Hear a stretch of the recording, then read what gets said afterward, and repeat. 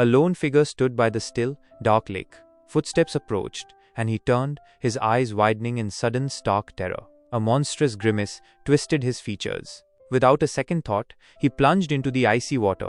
A woman's scream pierced the air, a cry of anguish, as she watched him disappear beneath the surface. "Take me instead," she pleaded with the unseen. Then, a head broke the surface. His eyes were clear now, his face calm.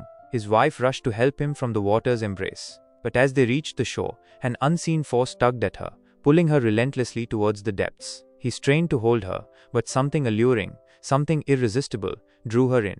The doers of this dark deed? Mermaids. They had claimed his wife's life in exchange for his own. The scene shifts. A young couple is introduced. Marina, a vibrant young woman, and Roman, her fiancé. They are at a swimming pool. Roman patiently teaches Marina, who is hesitant and unsure in the water.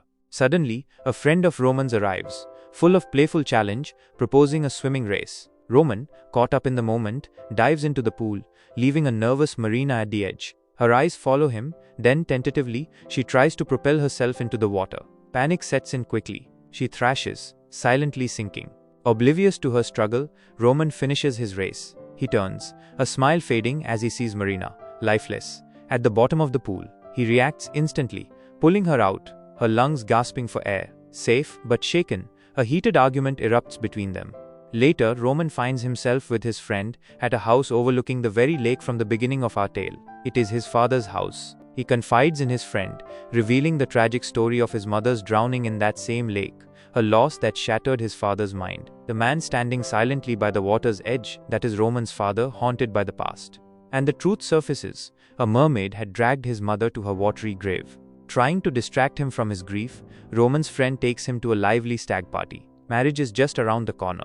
In the midst of the celebration, their attention is drawn to a flooded basement. They dismiss it as sewage or rainwater. As more friends arrive, the revelry continues. But Roman's mood darkens, and he slips away, drawn back to the edge of the lake. He dials Marina's number, but she's busy, her voice distant. On impulse, Roman plunges into the lake for a swim. As he glides through the water, a chilling sensation washes over him. He is not alone. Emerging from the lake, he sees her, a girl by the shore, her long hair cascading as she combs it. An undeniable pull draws him in. He believes her to be a mermaid. He approaches, captivated. She turns, a knowing grin spreading across her face. "Do you love me?"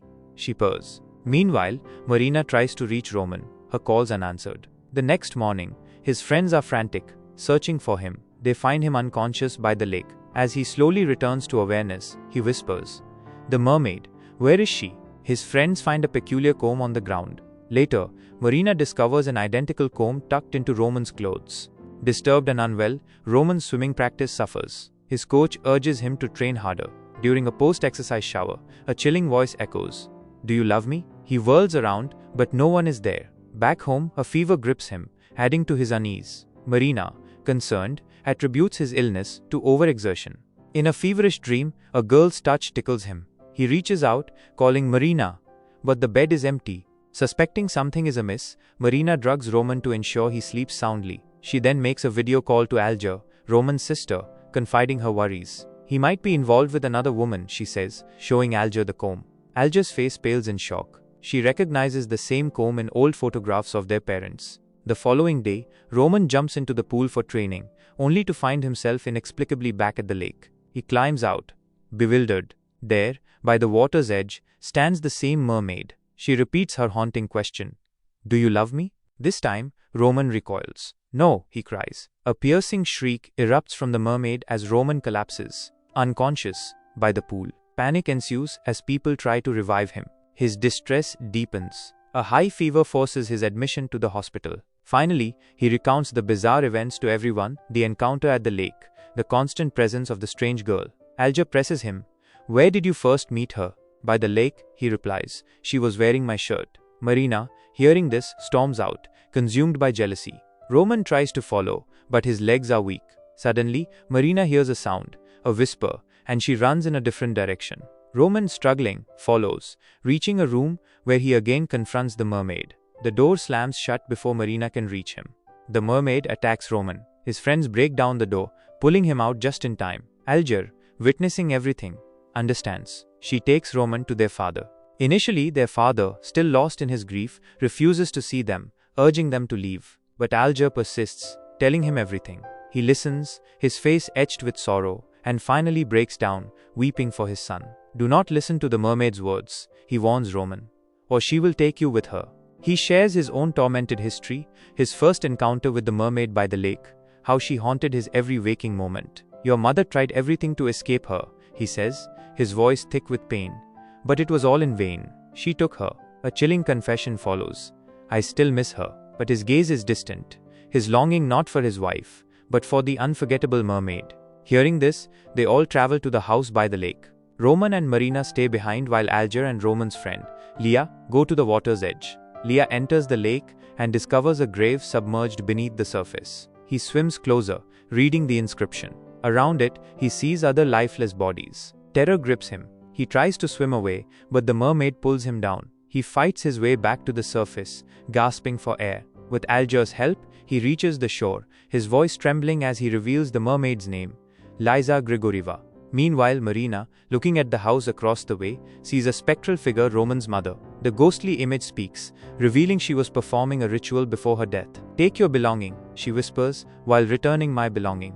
Fearful, Marina returns to the house where Roman lies. An unseen force begins to pull him towards the flooded basement. Marina struggles to hold him, but then the mermaid appears, her eyes fixed on Roman, her pull relentless. Marina, in a surge of protective fury, attacks the mermaid, dragging Roman away from the edge of the basement. Alger quickly hammers a nail into the doorway, sealing it shut. In the old days, she explains, suicides were buried by the lake, not in the graveyard. Liza Grigoriva, they realize, must have taken her own life, her grave now submerged. And you must not touch her comb, Alger warns. A mermaid's power lies in her hair. Marina remembers Roman's mother's words about a comb and a ritual. She asks Leah to wait outside the cottage and enters alone, ready to confront the darkness. Outside, the mermaid appears before Leah. Do you love me? She asks, her voice hypnotic. Yes, he replies, falling under her spell. Inside, the mermaid's influence reaches Roman, compelling him towards the basement. Alger tries to intervene, but is violently pushed aside. Marina, having practiced the ritual, begins. She soaks the comb in water, looks into a mirror, and speaks with conviction. Take your thing back and return my love. The comb vanishes. In the mirror, Marina's face is pulled under the water, and she sees the mermaid's past, a tale of betrayal, a broken engagement, a vengeful act of murder-suicide in the lake, the transformation into a siren of the deep, luring men to their watery doom. Roman, his mind clearing, stumbles from the basement, finding Leah in a trance. He enters the cottage to a horrifying sight. Several mermaids, all bearing Marina's face, repeating the seductive question, "Do you love me?" But Roman sees through the illusion. He finds the real Marina and declares his love. The enchantment breaks. The next morning, an unsettling normalcy returns. Leah remains bewitched, drawn to the basement, accepting the mermaid's dark affection. Roman follows. But as he tries to save his friend, the mermaid attacks him again. I will take everything from you, she hisses. Marina and Alger arrive just in time, helping Roman escape. They flee, but their car breaks down. As Roman steps out to check the engine, rain begins to fall. And there before them stands the mermaid. Water begins to fill the car. Her intent is clear: to snatch Roman from Marina. Without hesitation, Roman smashes the car window, pulling Alger and Marina to safety. Why won't she leave us? Alger cries. We returned her comb. Understanding dawns on Roman. She will never stop. He runs towards the lake, Marina close behind. But a sudden blow to the head knocks Marina unconscious. As Roman reaches the water's edge, the mermaid appears. Do you love me? She asks again. Yes, Roman replies. No, the mermaid hisses. You love that girl. She lunges at Roman. Meanwhile, Alger, desperate, prepares Marina for a dark ritual, a sacrifice of Roman's future wife in exchange for his life. Marina, regaining consciousness, pleads with Alger to stop, but her pleas fall on deaf ears. Just then, Roman's father arrives, his eyes filled with a desperate understanding. He urges Alger to stop. The mermaid's motive is the same, he warns. Alger finally relents. The mermaid appears, her presence menacing. Roman's father steps forward. Spare them all, he begs. Take me instead. He confesses his enduring love for her. With a cruel smile, the mermaid attacks him. Seeing this, Alger grabs the mermaid's long dark hair. As her grip loosens, Marina seizes a pair of scissors and cuts the mermaid's hair.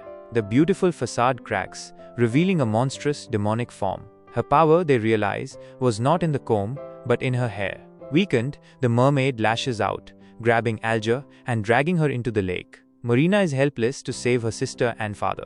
But to save Roman, Marina races to the lake's edge, finding him still unconscious. Her power isn't in the comb, she cries, it's in her hair. Roman's eyes flutter open, but then darkness claims him again. Without hesitation, Marina plunges into the water. The mermaid attacks, but Marina, with swift movements, cuts her remaining hair. As the last strands fall away, Roman gasps, consciousness returning. Marina reaches him, and they embrace, a testament to their enduring love. "Do you love me?" Marina asks, her voice trembling.